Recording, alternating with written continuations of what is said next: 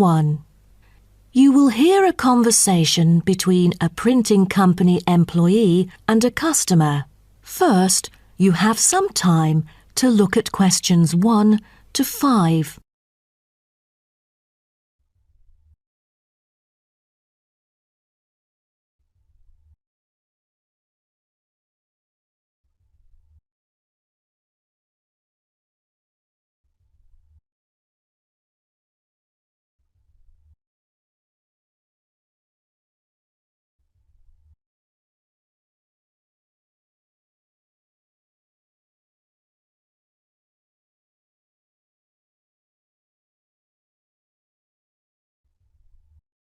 You will see that there is an example which has been done for you. On this occasion only, the conversation relating to this will be played first. Good afternoon. Welcome to Matrix Printing. I'm John Smith. How can I help you? Good afternoon. I'm here to reprint a brochure for our hotel. There are some pages that need revising. The customer says the brochure sample needs revising.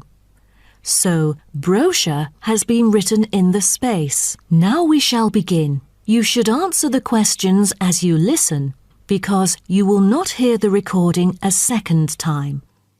Listen carefully and answer questions 1 to 5. Good afternoon. Welcome to Matrix Printing. I'm John Smith. How can I help you? Good afternoon. I'm here to reprint a brochure for our hotel. There are some pages that need revising. Sure. How may I address you? Oh, I'm Mary Jane from Central Hotel Chains. Nice to meet you. I've got samples of the previous version. I assume it is your company's advertising brochure. Yes. What exactly is the problem? Well, it was printed the year before, so some of the information is already out of date. There are also a couple of problems with the layout. Firstly, the letters of the address on the front page are far too small. It's hard to see when glancing at the cover. How big do you need it to be? Increase the letters by 3 font sizes. Just a minute. Let me take notes of your requirements. Okay, what else needs changing? The information regarding the pool should be deleted because it is currently under renovation and is not available. So, all of the relevant descriptions on page 2 should be removed? What do we replace it with? We can't just leave the whole page blank. Just fill it in with the introduction of our newly opened gym. I've included all the relevant information here in this flash drive. Let me check. I see. No problem then. What is also bothering us is that the description under the top photos on page 4 is incorrect. The word lounge needs to be replaced with reception. Fully noted. Is that all? No, there is more. Turn to page 5. We feel that showing merely the picture of our exterior and interior decoration does not fully represent the appeal of our hotel. On second thought, we've decided to use a picture with the view of the hotel. Do you have the original copy of the picture? Yes, it is also enclosed in the flash drive. Okay, we'll re-edit the whole layout of the photos. Great. Before you hear the rest of the conversation, you have some time to look at questions 6 to 10.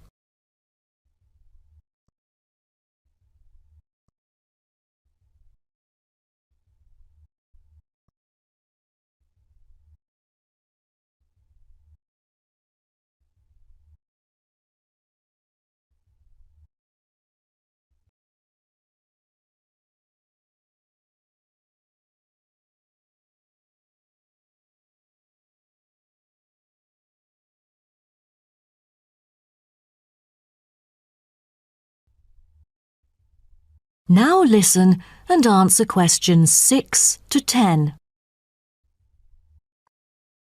Let's turn to the next page. Yes. What's wrong with that? It seems perfectly fine to me.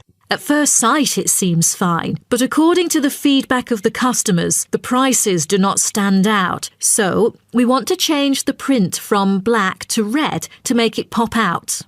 Okay, I've made notes of all of your requests. Is there anything else? I appreciate it. Just one final request. Could you translate the whole brochure into Spanish? We have customers worldwide, you know, especially those from Latin countries. No problem. What about other languages, like Japanese, Chinese, or German? These are our most popular target languages. I have to ask the manager about the Chinese version. There's been a surging number of Chinese clients during recent years. However, we don't need German or Japanese translations, as we currently don't have many customers from those two countries. Sure. Just keep me updated. So, roughly, when could we get the revised print? We need it before the end of July. It's late June now. Roughly, it'll take 3 weeks to re-edit. So it will definitely be ready before the deadline. Great. To where shall we send the samples? The address is number 9 Green Drive, Clifton, NY 21300. How do you spell Clifton? CLIFFTON, Clifton. And the telephone number? It's 9030366602. Also, if you have any further questions, you can reach me through this number. Okay. That is the end of section 1. You now have half a minute to check your answers.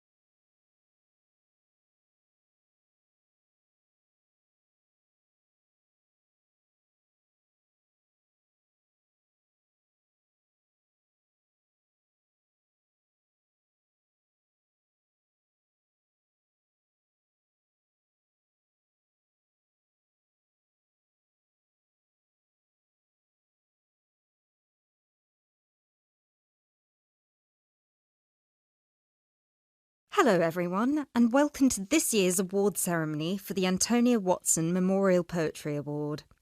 As with previous years, the competition has been particularly fierce and we received numerous excellent entries, so it's an incredible achievement for our 3 finalists who are sitting here amongst you, and we should congratulate them all. However, as with every competition, there can unfortunately only be one winner, and we will be announcing them shortly. Before we do, though, a few words about the award itself. As most of you know, the Antonia Watson Memorial Poetry Award has been presented annually since 2010 and was presented biannually for 2 more competitions prior, once in 2008 and once in 2006. It is entirely funded by Antonia Watson's very generous parents, who offer £1,500 to the author of the best poem on a topic announced at each previous award ceremony, as well as £500 to the first runner-up and £250 to the second, bringing the total up to £2,250. Now, a few words on Antonia Watson herself, without whom none of us would be standing here today.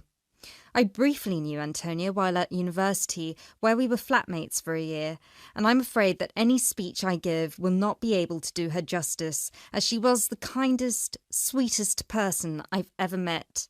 Thankfully, this part of my speech was written with the assistance of one of her siblings, Thomas Watson, who was not only her brother, but also her best friend. Antonia was born in Slayford, Lincolnshire, in December 1986. From a very young age, she displayed an inquisitive and creative nature, matched in volume only by the gentle kindness of her spirit. She wrote her first poem, named Love Barks, about the death of her dog at the age of 10. This was also her first poem to be published at her school's newspaper, just 2 months after another of her poems, Be Kind, won the 1996 Triad Children's Writing Competition and was published in the competition's anthology. While her early forays into poetry were crowned with impressive success, Antonia unfortunately ceased to write for a few years following the death of her very dear grandfather, Peter William Watson, in 1999.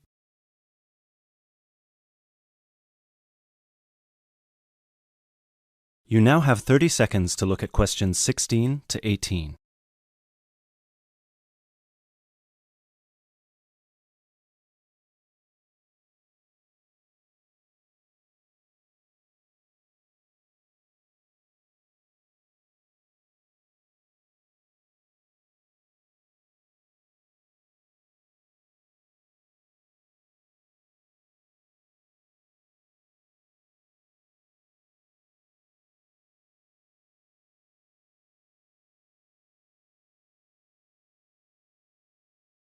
While her early forays into poetry were crowned with impressive success, Antonia unfortunately ceased to write for a few years following the death of her very dear grandfather, Peter William Watson, in 1999. Despite her writer's block, however, her artistic nature didn't lie dormant during the next 4 years. She had an active role in various theatre plays, and she also ventured into painting. A few of the plays are available on the internet, and you can find several of her self-portraits on our website, and you can see for yourself how impressive they are. But poetry, of course, remained her passion even then, which is why in 2003 she resumed writing, and her next poem, The War on Both Sides, was published in her college's journal. At the age of 18, Antonia moved to Sheffield to study English literature at the University of Sheffield. This is where she and I met, spending a whole year in adjacent rooms in a flat in central Sheffield. This is also where I met her good-natured, generous parents, Mr. and Mrs. Watson, who came to visit her regularly and always treated me like a daughter as well. Antonia and I grew very close during that period, and while we ran in different circles, we always found time for each other every week. Antonia self-published one collection of poems in August 2005. It was named Burning Stars, after the poem on page 16, which is also the date of her birthday. It was an immediate success amongst her peers at the University of Sheffield, and it was so cherished by her English literature classmates specifically that it had attracted the attention of one of her lecturers, who put her in touch with a literary agent. She had been due to begin working on her second collection right before her tragic passing in a car accident just 5 days before her 19th birthday in December 2005. You now have 30 seconds to look at questions 19 to 20.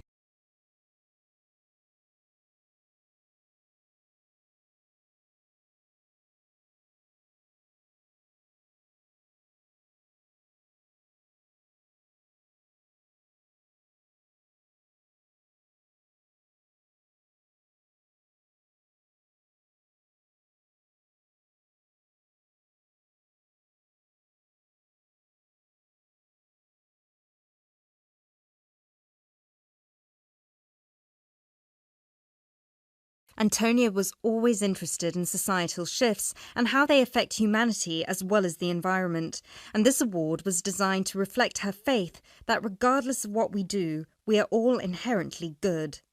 With this in mind, all of the topics this competition has dealt with have been about the potential and the positive side of humanity, such as this year's Young Love theme or last year's Inner Power theme. We've had poems about personal strength, about immigration, about gender equality and peaceful protest. And hopefully in 12 months, the poems we'll be awarding will be just as inspiring with the topic of poverty. I know Antonia would be really proud of what her parents and what all of you together have achieved. So, finally, let's get on with the actual award.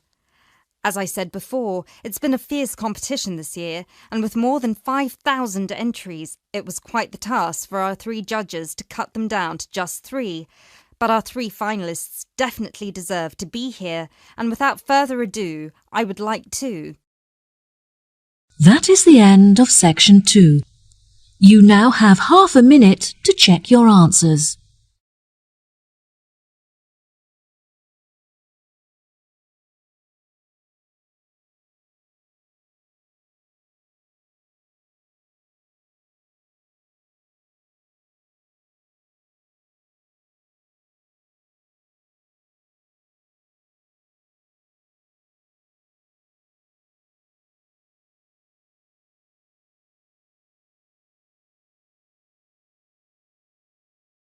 Now turn to Section 3.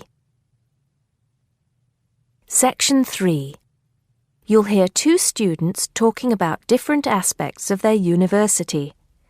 First, you have some time to look at questions 21 to 26.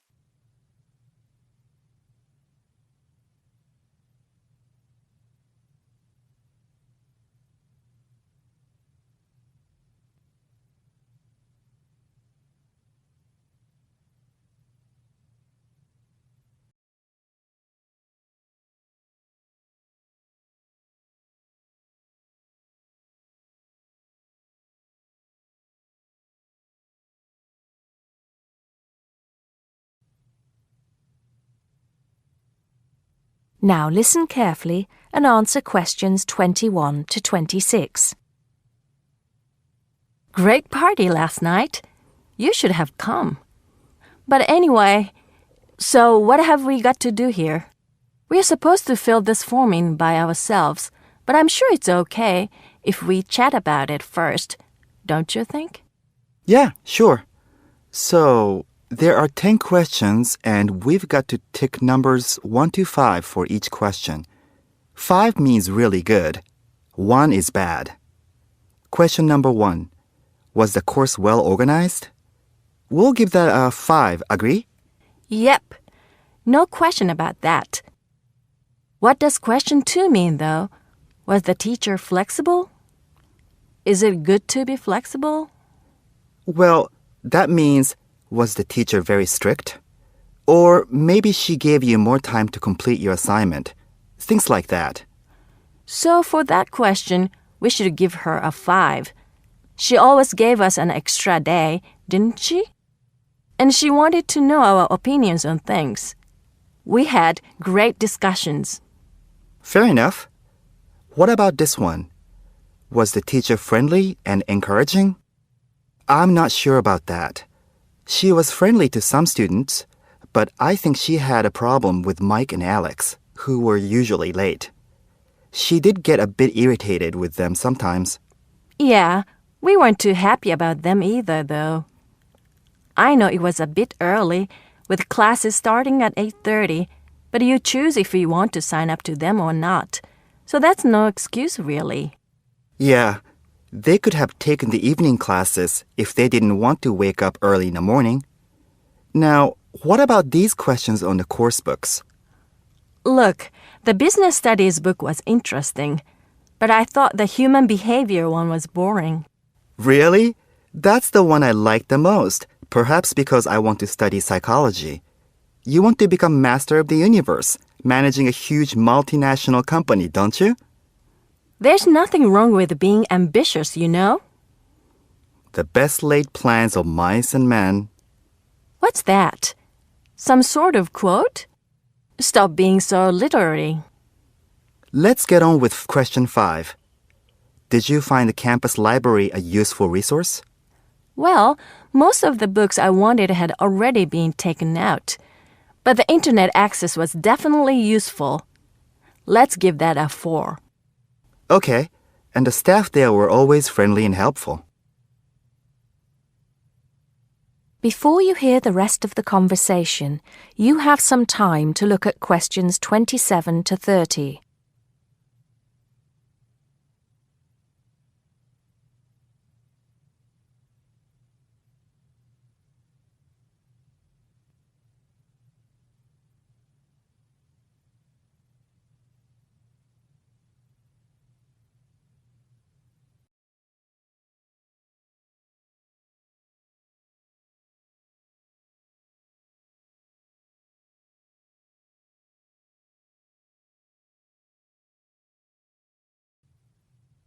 Now listen and answer questions 27 to 30. Now, what's this? You know, they keep going on at us about how we don't use the off-campus library enough. I suppose this question is to test if we know where things are there. So here's a plan of the library. You use it more than me. I've only been there once, actually. You tell me. Right. So as you go in, the librarian's desk is on your right. Directly opposite is the section for new publications, new books the college has acquired. Some of them are actually written by our own teachers, interestingly enough. Then there's lots of seating and the computers. Behind that, we've got the periodicals, newspapers and magazines. And that's before the reference section, with the books you can't take out. Dictionaries and encyclopedias? That sort of stuff. Now, I do know where the management section is. It's right at the end on the left, isn't it? Just before the stairs up to the lecture theater. No. Sorry. Management and business studies, along with marketing, are all, as you said, at the back, but on the right. Oh, so what's on the left then? That's the fiction section, or literature. Now, if you want to photocopy something, where do you go? I think I remember. Isn't it one of the rooms after the entrance on the right? Yeah. It's between the multimedia room and the seminar room. They're all behind the librarian's desk. What about the toilets? For those, you have to go downstairs. That's where the computer studies section is too, for some reason. Let's get on with the next question. That is the end of section 3. You now have half a minute to check your answers.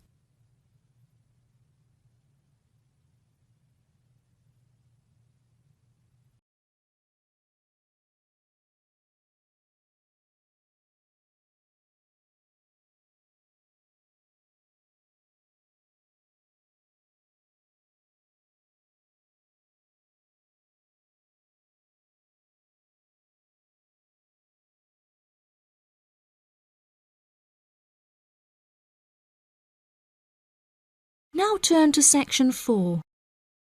Section 4. You will hear a talk on the history of football in Great Britain in the 19th century. First, you have some time to look at questions 31 to 40.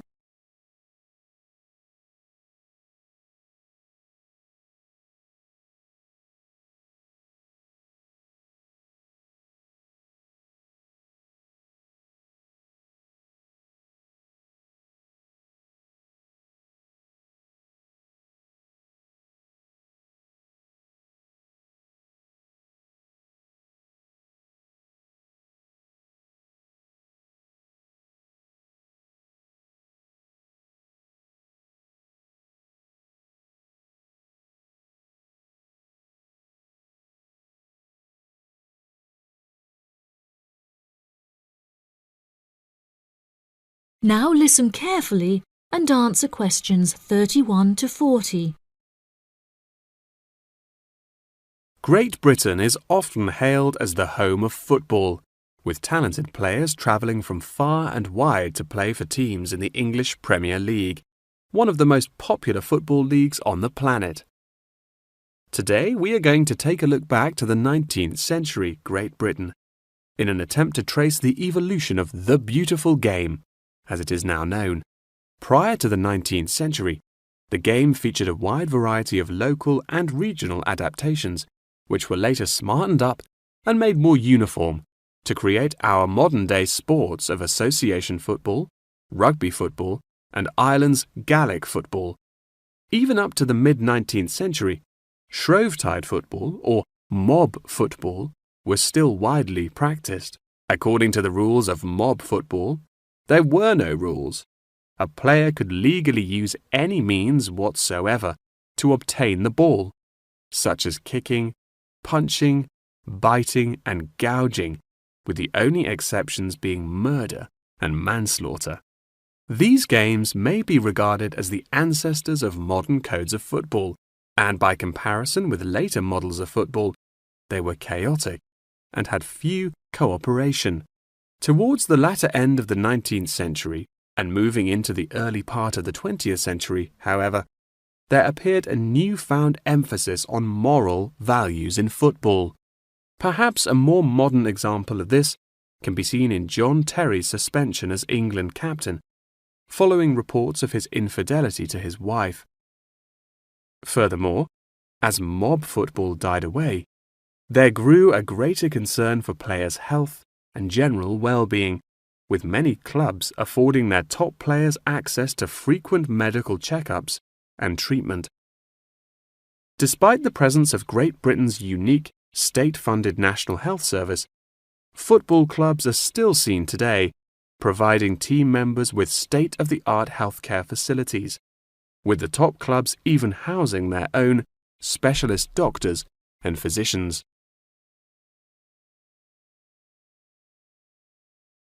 Today, football is a key feature of school children's day-to-day education, particularly for boys.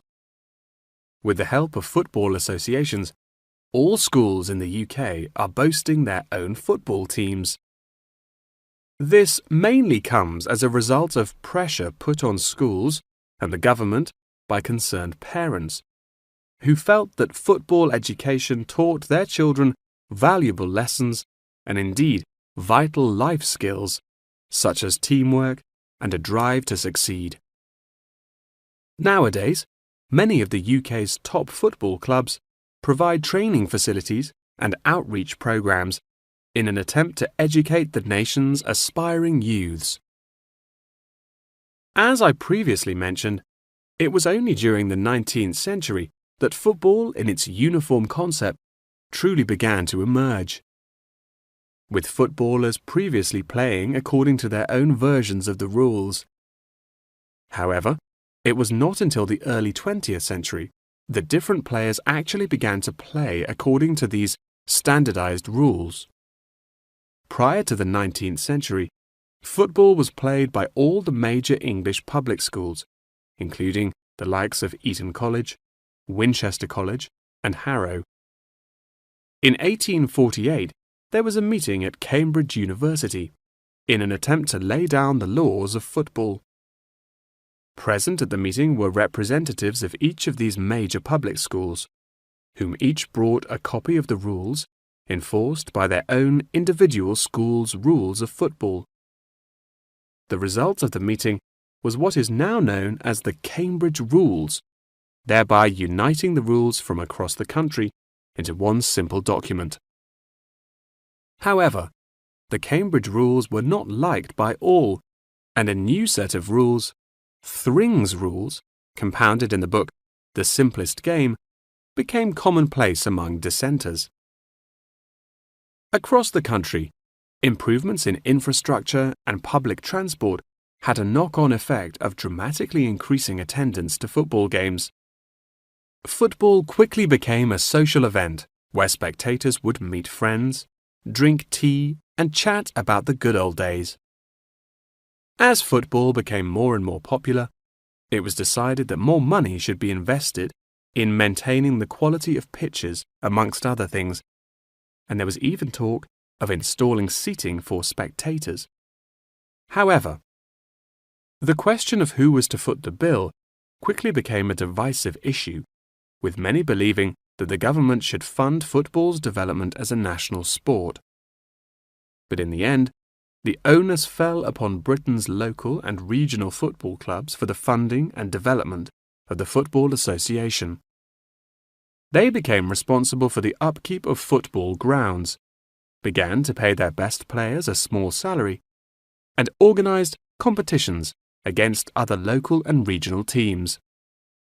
And there began England's Football Association, or the FA, as we know it in its current form, the governing body of football in England. As the FA continued to grow and accumulate greater wealth, it was able to attract more and more talented young men from across the country, before finally accepting professional talent in the early 20th century. Today, football is played at a professional level all over the world. Millions of people regularly go to football stadiums to follow their favourite teams, while billions more watch the game on television or on the internet. That is the end of section 4. You now have half a minute to check your answers.